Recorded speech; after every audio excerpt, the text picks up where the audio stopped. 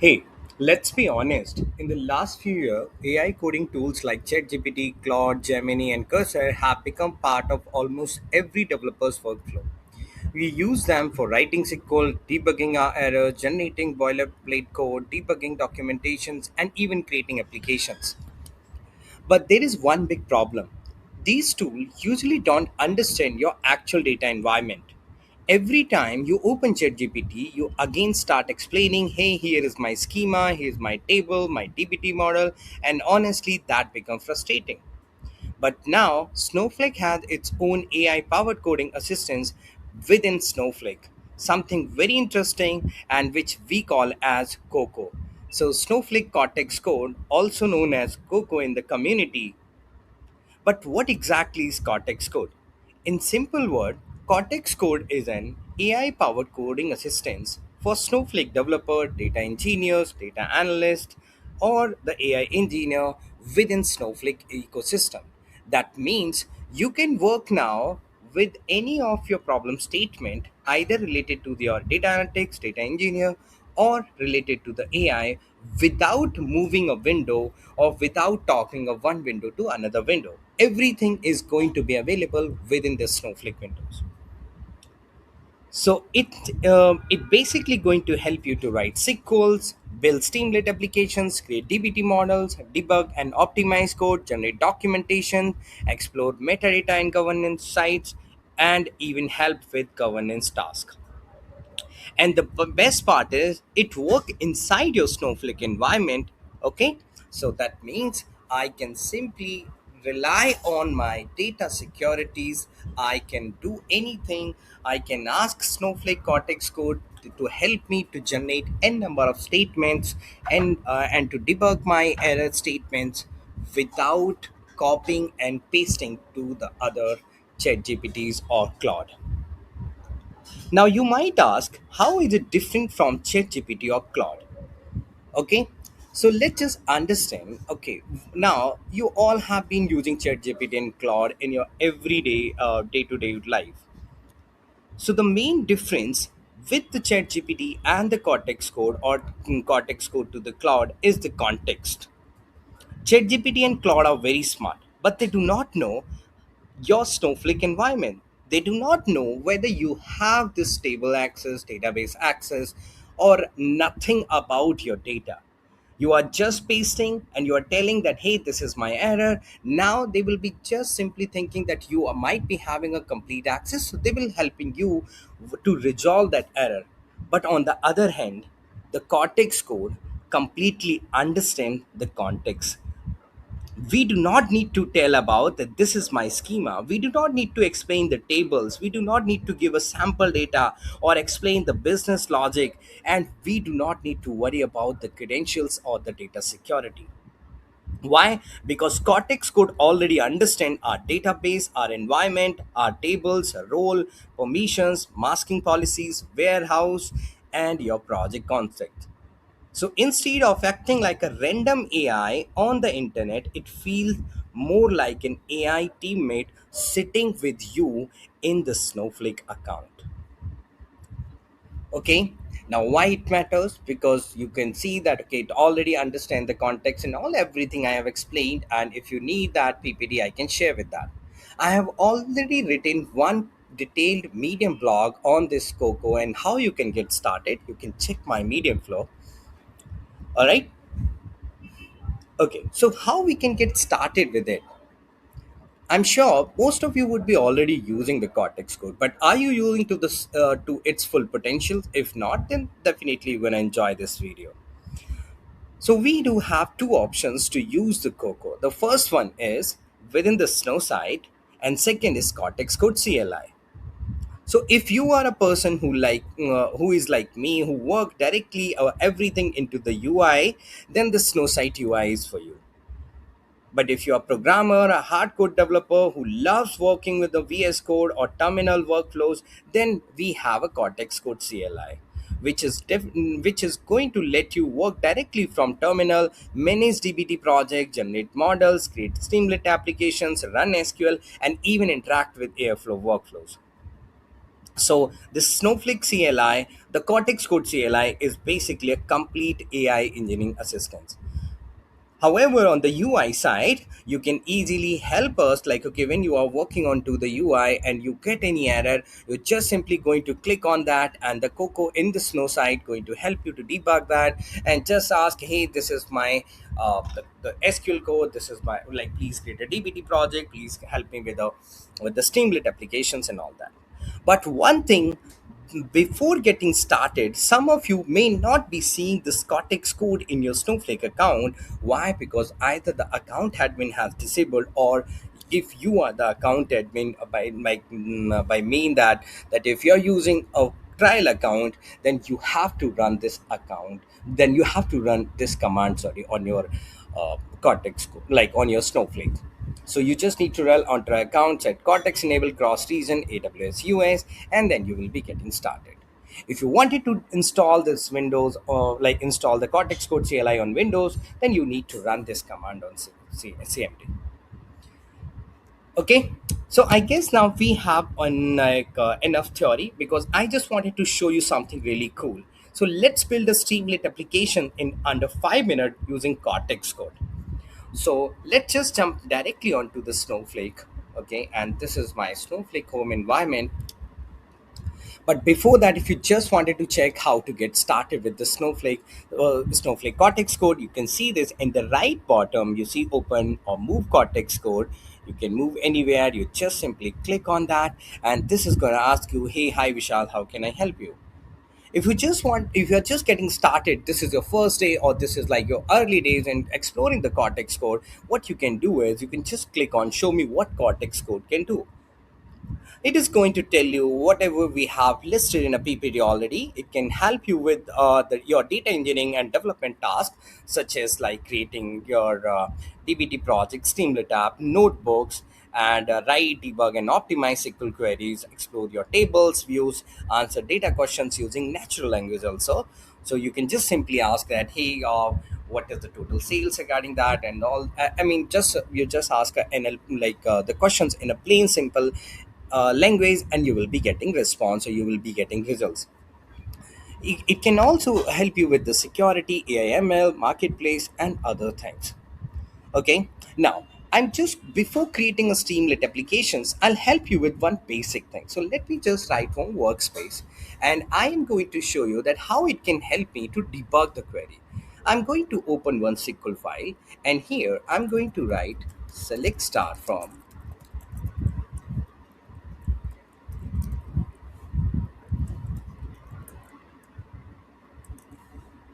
and there what I'm going to do is I'm just writing seekers key and count star.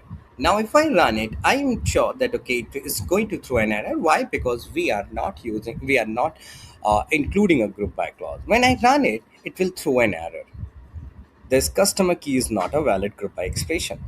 Now imagine that if you are just like a newbie who does not even know why we are getting an error, or imagine that you are writing a 500 or 1000 line of code, and there you wanted to debug that, you just can click on the fix. What it is going to do is it is going to take this file, look at this, is not a valid group by expression. It is going to read the result, going to retrieve this page context where it is going to understand about this database and all that, and then it is going to give you why we are getting the error, and immediately it is going to fix that. You can see that here it has added a group by customer key, because this is not an aggregate and must be into the group by clause. Now you just click on keep all, so your query is going to be completed, or going to be corrected. Now when you're going to run it, it will give you the result. So that was just the basic one. Now let me just show you that how we can create something really cool. I just wanted to test the CoCo ability to create a Streamlit applications. So let me do one thing. I'm just going to close it here, and I'm asking that create a Streamlit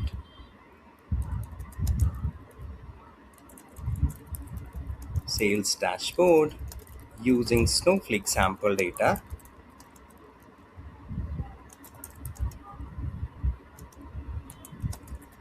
add KPIs, charts, filters, and top customer sections. Okay, so let's see that. I'm just going to run it. Now what it is going to do, it will be checking this inbuilt Streamlit skills, and and you can see that I'm not going to write any front end code. I'm not going to design the chart. I'm not even creating layout. It's everything. The Cortex code is going to generate in the backend the Python, the Streamlit UI, the SQL queries, and going to do the visualization logic, logic automatically. Okay, so let's just wait for like couple of minutes. Now it is going to ask you that, hey, it is going to read the required reference. Good, version is 1.0. Now let me run the pre-flight SQL and check the workspace. Great session enroll, less workspace root. So this is just going to say good, warehouse is compute, and compute pool is this one. The target folder is going to be sales dashboard does not exist. So it is going to pass that. Now it is going to create these files. So this is something important where we need to understand that first it is going to create us this config toml, Snowflake YAML, Py project toml. Why this is creating these files? Okay, so first is snowflake.yaml. This is basically a deployment manifest file, which is going to tell Snowflake that, hey, this is an Streamlit app, which files to run and which files to deploy. Second, we have this pyproject.yaml.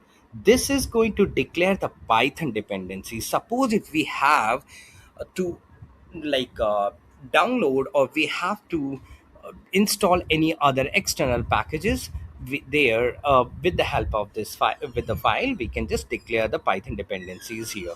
However, we require an external access indications for the package downloads. Then we do have this config toml, the Streamlit config toml, and this is going to control the app's visual themes, the background, the colors, the sidebar color, the font. So this is basically a completely configuration file. Okay, and the last, you are going to have your Streamlit app.py. This actual is the application code, which is going to have your complete Python code or charts, which is you need to run, and you are going to get your complete Streamlit applications.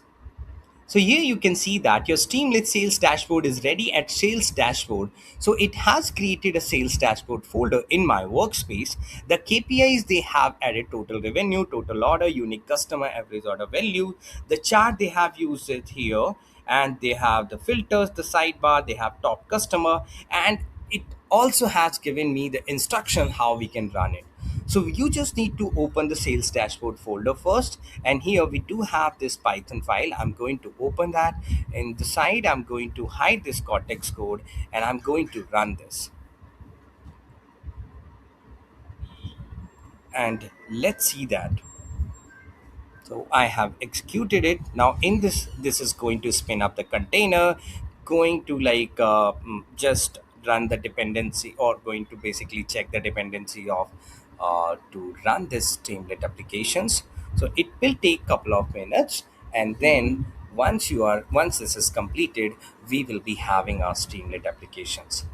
And I'm going to hide each and everything, so that we will only and only be seeing the code and the Streamlit dashboard running in the background. So now let me just run this complete file, and that have been prepared. So it is going to be complete, or it is going to load in now in couple of minutes, sorry, in couple of seconds.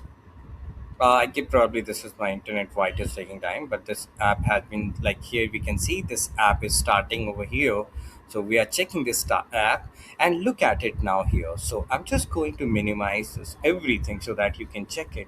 So now within 5 minutes we have our, sorry, less than 5 minutes we have our Streamlit applications ready, and we use only the Snowflake sample TPCH sample data, and based on that you can see that the order status, we have this F, O, and the P, and in fact they have a order priority also, they have taken it here. If you do not want it, let's say I'm just going to minimize that, and you see the number is also getting updated, so everything it's working fine. If I just remove anything on a status, with this we can see that again the number get updated.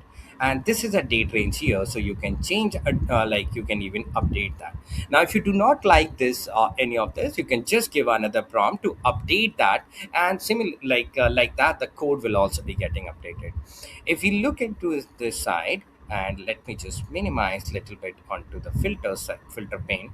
So we do have this TPS sales dashboard, total revenue, total orders, now monthly revenue 10, revenue by nations, or like revenue by nations, top 10, order status, order priority, and top 20 customer by total spends. Okay, so most probably they have what they have done is they have just used the TPCS sample, like Snowflake TPSF1, and they have taken the orders, and because of the top 20 customers, so they have joined the order and the customer as well. And what they have done is they have written this for the filters first, and then they have used all these different KPIs, and with the help of the like they have also mentioned that this is going to be our title, and you can see all that. So if you are actually interested to learn the Streamlit, so definitely the Cortex Code is your best teacher here, which is going to help you with that. However, this is going to make few mistakes, and I have seen that in the past which made few mistakes. It can be related some data conversions and all, but again you can just simply paste that error into the Cortex Code here, and that will be fixing it. Now if you do want to change the background of this, or wanted to add some colors, you can mention here that, hey, please add some background colors of snowflake theme. And let's just see that, okay, how quickly it is going to update that. So now if you're going to get it, so I was getting one error, so I fixed it and then it updated into the py, but we are going to ask it to add some background color, so it is going to update into the config.taml. This is what I told you, that if you wanted to make any changes related to the colors, font and all, it is going to update into that part. So let me just click on keep all, and after that let me just run again, and let's see what will happen. All right, so we see that this has updated a snowflake theme, and you can also ask to change other colors, maybe like highlight the different colors, or you can ask to have a different color for the order by priorities. So you just can create a Streamlit app within 5 minutes by the prompt. Okay, so if you have enjoyed this video, then please give a thumbs up and share with your friends. Thank you so much and have a good day.